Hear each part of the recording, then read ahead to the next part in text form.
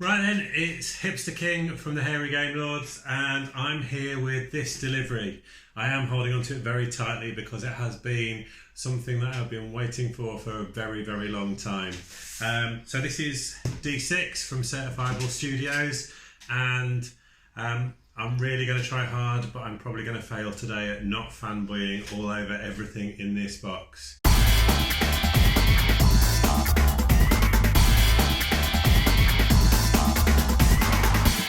Why is this so important to me? Well, if it wasn't for Certifiable Studios, I don't think I would be a Hairy Game Lord. Basically, I think it was a couple of years ago now, I got a call from one of my friends, Ange, the bearded lady, as he's known, from the Hairy Game Lords, to play a game one evening. He was playing it every day that week because he had just received the game from Certifiable Studios. That game was Who Goes There.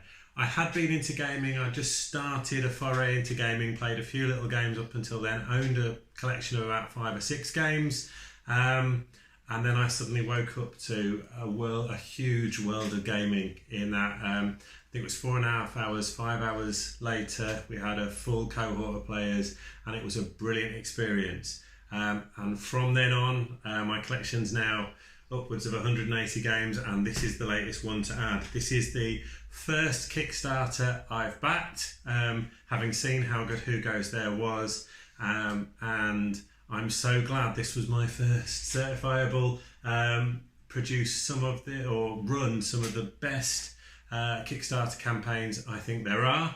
Their interaction with the backers is immense.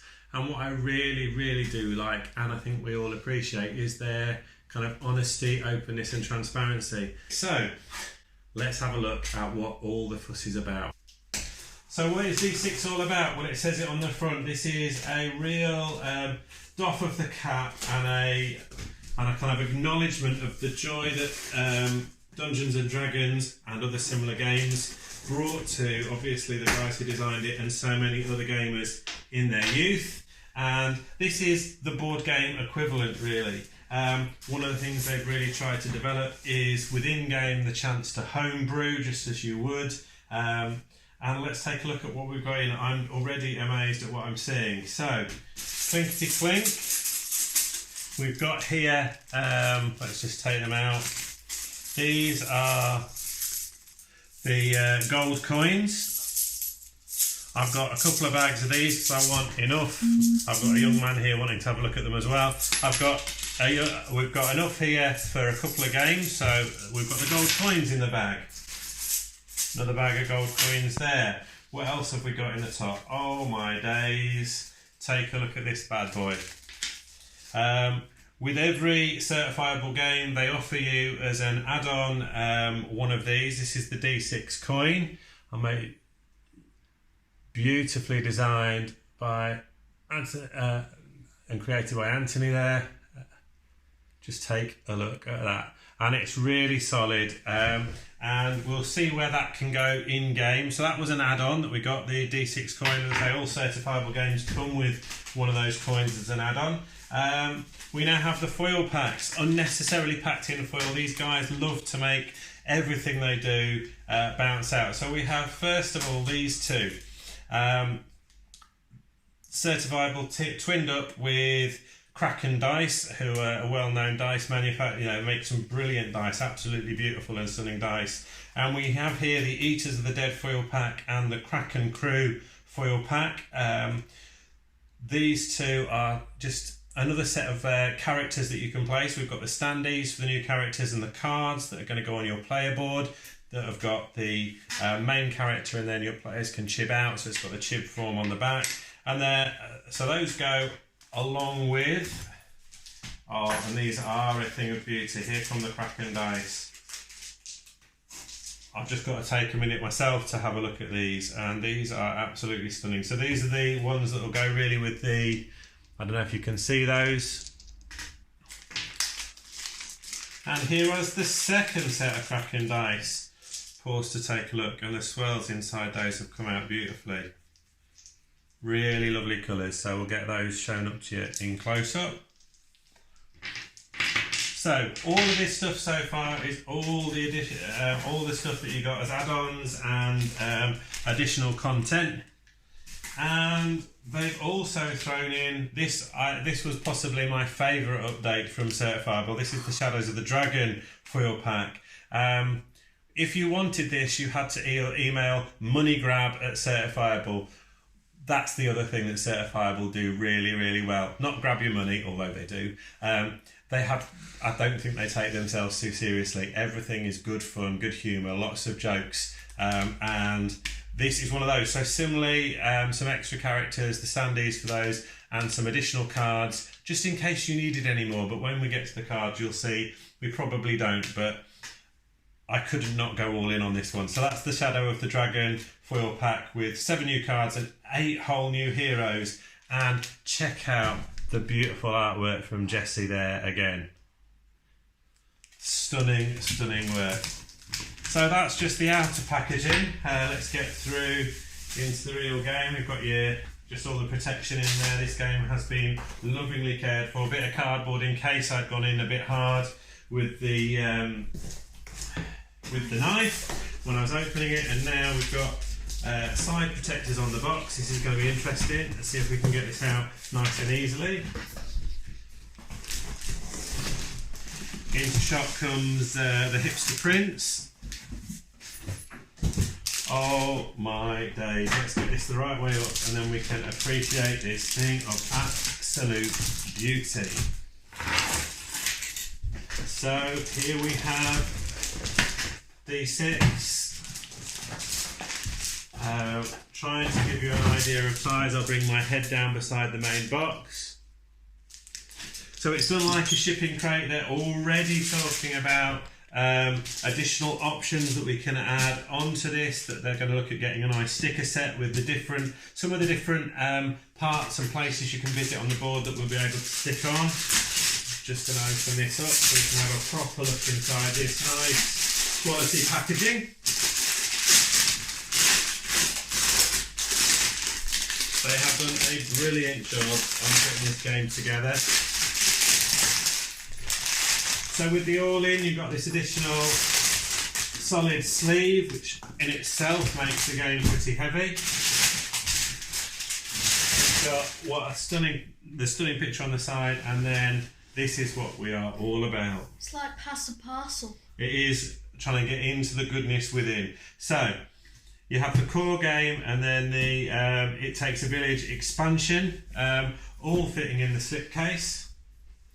And so I've been told, I've seen this a couple of times, you do need, although they've put finger holes in down the side, it's not as easy to get these out. So let's see if we can now manage this. So we'll start with the core game. Let's just move that to one side, just pop that there. And let's have a look at the core game. Just for a minute, we will just appreciate its beauty. I'll just make sure that we're in shot.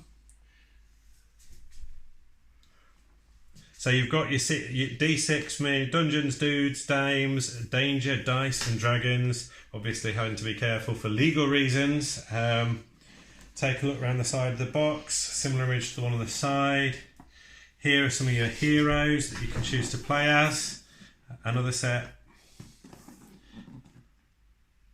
One of the other things that they offered during the campaign was the chance to have 3 characters designed. I know that one of the characters, which I'm looking forward to taking a look at, I've seen the cards obviously, but actually seeing in reality, is Pauline's character. I'm looking forward to seeing her reviews as well, and possibly some painting of her minis, having seen some of the work she's been doing on Facebook. So let's take a look inside the box then. Another thing, we'll get into this shortly, but another thing that Certifiable are famous for is their quality of inserts. They are made for gamers, by gamers, and people who understand how getting your game out, setting it up and packing it away is important. And some of these games you get with great inserts, you're never sure where things are meant to go in the end. So this, they have around the sides of the box the instructions about how to put everything back in. So if we get stuck, we can always do that. So we then have our punchboard tokens. I'm not going to get punching just yet, but what we've got here, we've got the various signposts, not just pretty, not just to add sort of excitement and interest to the board. They have got what you can do on. So this one will be outside the village. Here it reminds you what you can do. So you can spend 2 coins to take the dog mud, which is a drink, famous certifiable drink, and you can re-roll any one of your dice. Take the cost of 2 gold coins, you can get some holy water, which allows you to take a d12 against an undead character. So there are all these bits that remind you, like D&D, you've set up your stats at the beginning of the game. Here it reminds you, if you want to raise a stat at any point, you can pay 2 gold coins to get that done. So, and also in the village here, you can empty your pack, because one of the key things you're going to be doing during this game is going for glory. There's a whole lot of glory in this game, and you get glory by completing bounties. Sorry, I've raised it up too high. So you get glories by completing bounties. You can collect 3, but whenever you get 3 bounties in your pack, you can't add any more. So you need to go back to the village to empty your pack so that you can score those at the end of the game and get all that glory. They've also thrown in a whole load of cardboard tokens. There are wooden tokens in the main game, but there are a whole load of additional cardboard tokens. And some of these will allow you to just homebrew the game up. So you could take some of this weird tree, and that could have some magical power, or a place where maybe you could rest in the game. And there are lots of options in game to support you with creating this game as you'd want to. Now, you know that I'd shown you at the beginning I've got the D6 coin. If you didn't get the D6 coin, you've still got this little piece here, because there is a section in the game shortly, I'll show you, hopefully when I get to it, where there's a little counter, and it would look so good with this in, but it would look bare and it would be unfair. So they even included a little cardboard version of the coin to fill that space on the round counter. First load of characters, I'll just bring that up, and you've got a whole load of different designs of characters. So in essence, you can choose any of these characters to play the game as, and they will have they have a card that has got their image on, and also, as I've said, their chib form. So one of the ways you can escape some of the monsters that you're going to be killing, if you're in trouble with one of the monsters, you can chib out, and that allows you to get away really quietly. And it's got the chib form on the back of the card. Oh my days. My friend Ange the Bearded Lady is going to be all over this. He always comments on the artwork. And just take a look at this thing of beauty. And this is the player's manual. So in here, you've got the map to start with. This is in essence a mixture of the instruction book. It's got a whole load of the backstories from the different characters that you'll see. Loads of other information. It's well over 100 pages in this now. And these are the GM events. So if you've played RPGs or you've played D&D, you've obviously got your DM who would manage the game and sort of the interactions of the players and the monsters and all the different things. In this game, the non-active players become the GMs of the game, and between each round you'll randomly roll one of these GM events that will give you options about how your journey is going to carry on through the world of D6 as you go after those monsters and collect the bounties.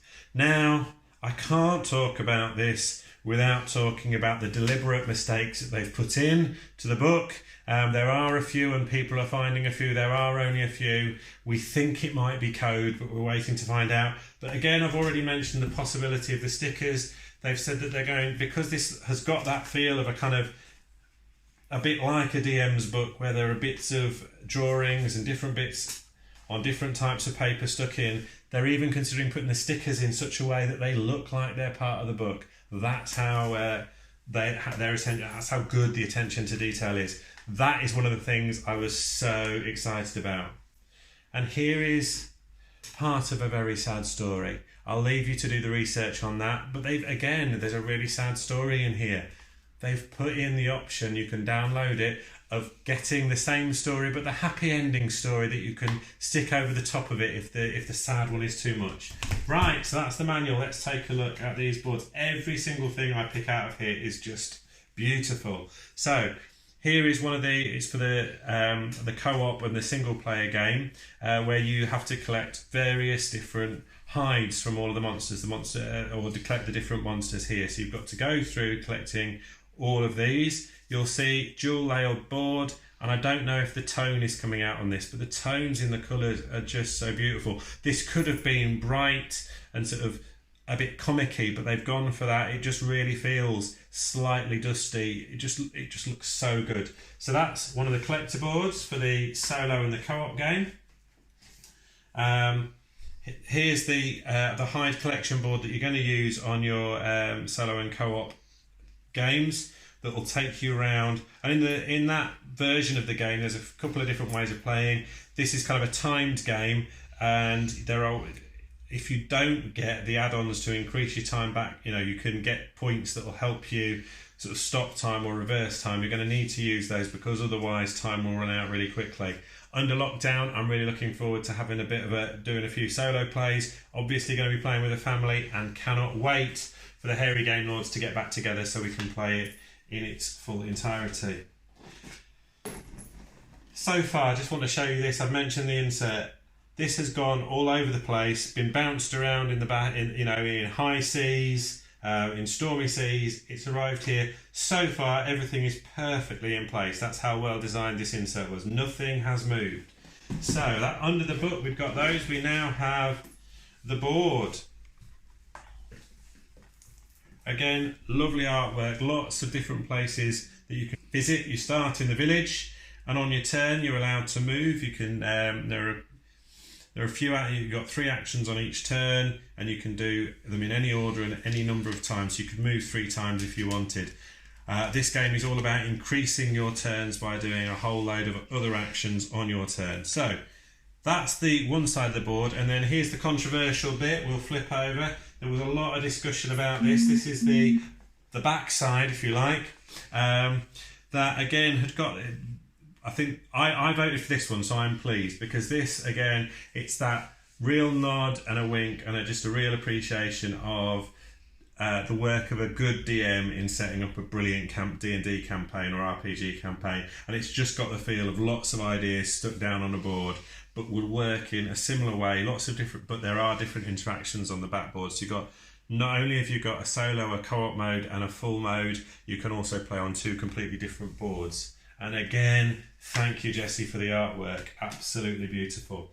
Right, so under there, big score, Anthony. Let me just show you this. I'm going to turn it around this way so it's the right way up. In that section, nothing had shaken out of place. Everything's in its right place. So here we've got the skill markers. Each one of the character boards has got 3 skills. When you're setting your stats, you unlock skills at certain points, and you can use those skills to extend your turn. You can extend, and depending on the level you get to, you'll be able to repeat a skill up to twice, but you can't use 3 at the same time. And then you also have your potion bottles. Again, another way of extending your turns. If you unlock the potions, you can use those. That might be helpful in grabbing a monster you need to collect a particular bounty. Pheromonsters is one of the spells that you can cast. There are a number of other spells. You also see in here the terrain tokens. So these lovely little terrain minis, all of which have an impact on games, because these will interact with the monsters. So certain monsters will have buffs, i.e. they'll have more power depending on the type of terrain they're in. Nice little graveyard one there. So all of these have an impact on the game, as well as making the game look really, really pretty. And then, because this is the core box, we have our 4 core minis. I'll pass them to the Hipster Prince, or put them up in front of the camera. So these are the 4 key classes that come with the base game. So you've got the Woodling there, I think. You've got the Barbarian. I can't see which one that is, but we'll go through. So you've got the 4 key classes. You've also got your 2 base sets of dice. So I got the Kraken dice as well, but you also get 2. And these are really nice dice too. You've got a standard black set and then a swirly blue set in there. the hero and the enemy dice. And you've got your, I'll just pass a couple of these over. These are double-sided, they've got a number on each side, but these are the stat cubes that are going to go into your player boards.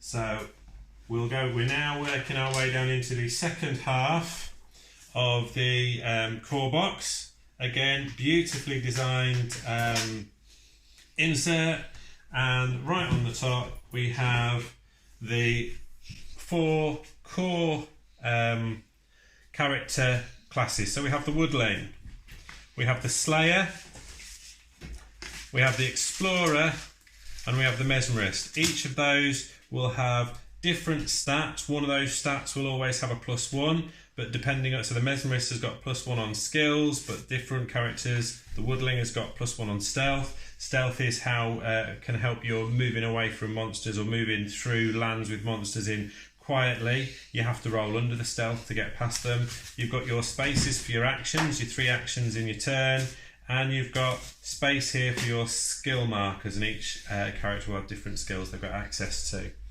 So they're the boards, again, double layered everything, and space in the top for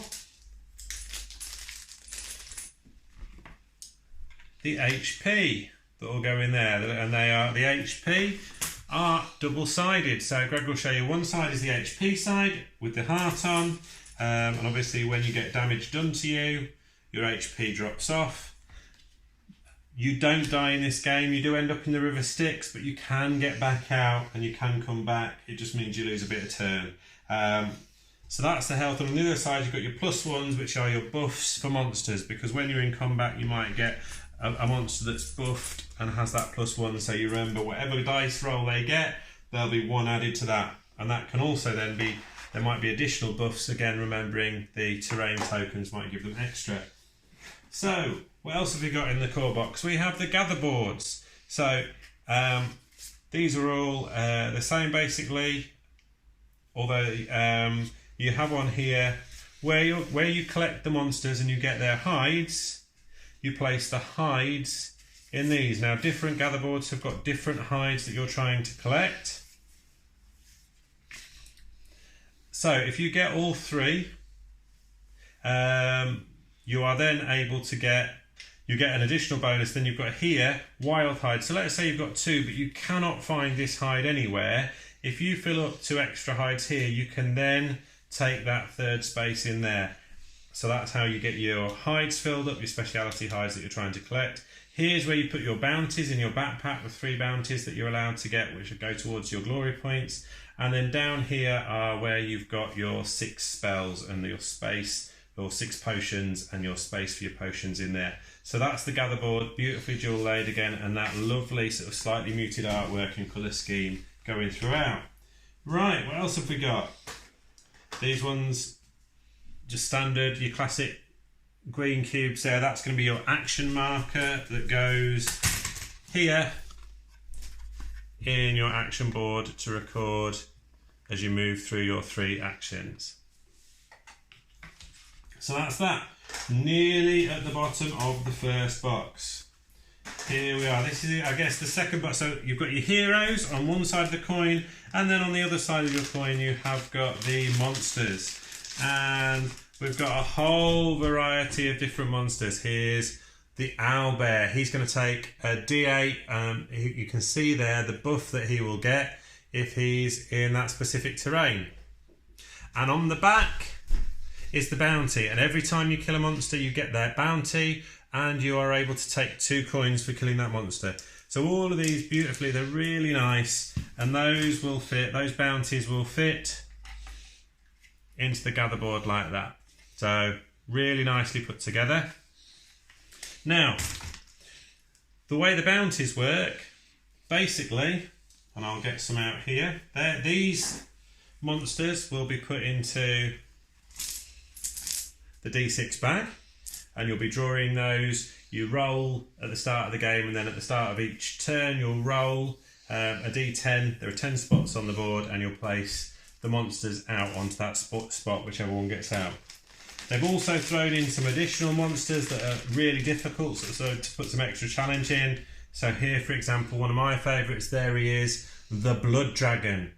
D20 plus 6, so they're starting with 26 on their actions, so that's going to be a really tough one to kill. So that allows just for some additional difficulty and some fun in the game of pulling out that horrible monster that's going to be impossible to kill. So that's they're the monster tokens. Here's my other bag of coins. We've already seen what they look like. So now we get into the cards at the bottom here. So we have the Alliance cards if you're working in the co-op games, which include a whole load of weapons and hero buffs. We have the Advantage cards here, where again, weapons and hero buffs, and there are some hilarious weapons and some brilliant hero buffs. So what you can do, you can pay coins to take Advantage cards at any point in the game. You're allowed to, when it's your turn, and you're allowed Advantage cards and separately Heroic Quest cards up to it's your strength level. So what you're aiming for is a really high number, a 5 or a 6 on your strength, so that you can carry all those extra advantages into battle. They will give you access to higher level dice, you've got more chance against bigger monsters, and it will also give you +1 buffs, that kind of thing. On the back of here, in fact, let's get in, we've got some of the character cards. I'm not going to do them all, but there's one of your characters, and as said, on the back you've got a chib, and obviously here then you drop down to a natural D4. So normally in attacks the base you're using is a D6 plus any additionals. When you chib out and you take that cute little form to hide away from the monster, the downside is that you can't attack very well. But there are a whole load of different types of characters. Just scan through a few. I think I know which one the Hipster Prince will want to play. Loads of different characters, and all of them have got various different chibs. So they are the characters, and for each character card there's a standee, so that you can play with that particular standee. We also have a whole load of, within the Advantage deck, whole load of different weapons, all of which will have different dice that they come with. So you've got the different weapons there in your advantages, and then you have other specific buffs, usually with a mildly funny comment that that's in there as well, which just brings a whole load of flavour to the game, along with the beautiful artwork. So that is the Advantage cards. So here we have the next set of cards. We've got the Alliance cards, used when you're playing co-op. Now what I like about these, and a number of the cards, including the Heroic Quest cards that have got similar, I don't know if you can see that, but you have blanks on this, so it allows for a lot of creativity. You grab your weapon and find it's covered in, and you can say whatever you want. So you could make this a not safe for work version, you could have a very family friendly crazy zany version, but these allow you for a lot of ad libs and a lot of fun. So that's the Alliance deck. I'm going to pop that into its space. Each one of the decks has got its own named space in the box. Yet again, great work from Anthony. And you've got the Heroic Quest cards. These you get, these provide you with sort of monster buffs and some other sort of, there are little challenges that you can play as well. So this one, I know my steed won't survive the trip, but it's something that has to be done. Add 1 or 2 spaces to your movement. You've got a whole load of other things in here, lots of different additions. So the Heroic Quest cards, you could, and also can be used by your opponents to kind of, when you're going into a fight, they can buff monsters, that type of thing, to make it more difficult. So there's a lot of player interaction, a lot of take that can go on because of the Heroic Quest cards. Again, these are linked to your strength, and you get some at the beginning of the game, and also through completing certain parts. There are challenges where you might get additional Heroic Quest cards, things like that. So Heroic Quest cards there. And then Bounties, already discussed. This is when you kill a monster in a specific monster in a specific type of location.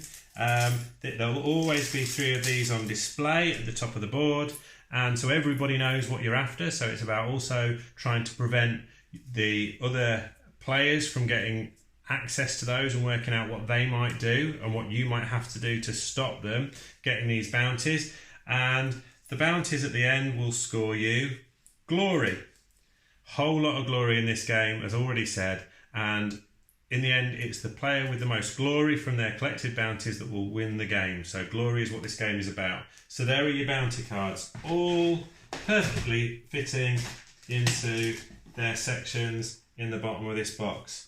Now there are a lot of spaces still in this box. That's because the punch boards at the beginning with the different parts, once they're built and constructed, they have got a space to stay constructed in the box. It's so annoying when you have 3D things on your boxes that you have to put them down, take them to pieces, and very quickly the cardboard starts to deteriorate.